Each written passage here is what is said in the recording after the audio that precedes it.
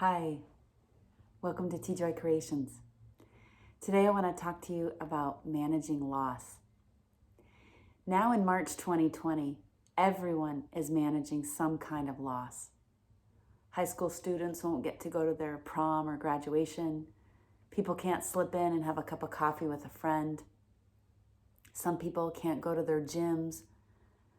Some people can't have their surgery that they were planning on because there's bigger crisis happening.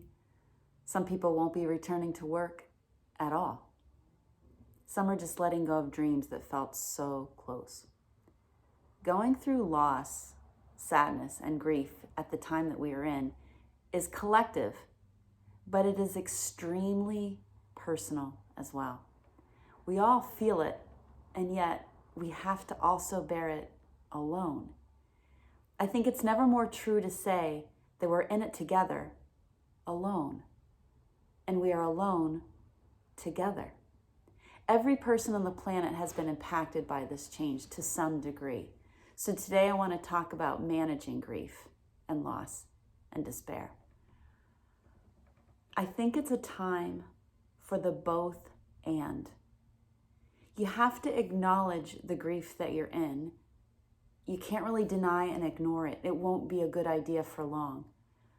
I've had very personal experience with going into some deep grief, loss, and depression.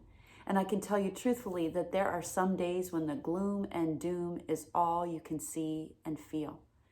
But that's part of why I'm making this video today, because I know that the most important skill set and muscle to work on when we're going through a long period like this, both individually and collectively, is that during these times of fear and anxiety and grief, you can't look too far into the future. You have to be able to look for just the next yes, the next possible step, the one positive thing that you can do to move yourself forward. The deeper that you feel down, the more important it is just to take one baby step. So here's the thought for you. It's doing the both and. Go to your mirror, go to yourself and say, I feel really sad. And I'm going to make it through. I feel so angry, and I'm going to make it through. I feel really afraid, and I will make it through. I don't think I'm going to make it. I will make it through. We have to do the both and. Acknowledge where you are, and I will make it through. When I was in my lowest despair, someone would say to me, "You're not alone." This would send me into a deeper despair, or it would send me through the roof in anger.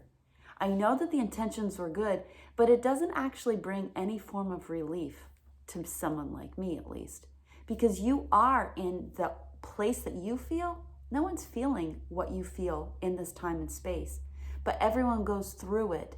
So the muscle to build up is doing the both and for yourself.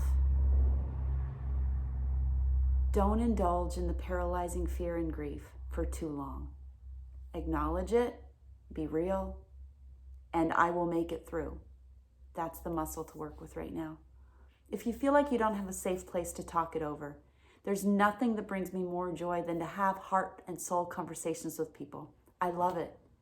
So if you need someone to talk to, please reach out to me. You will make it through.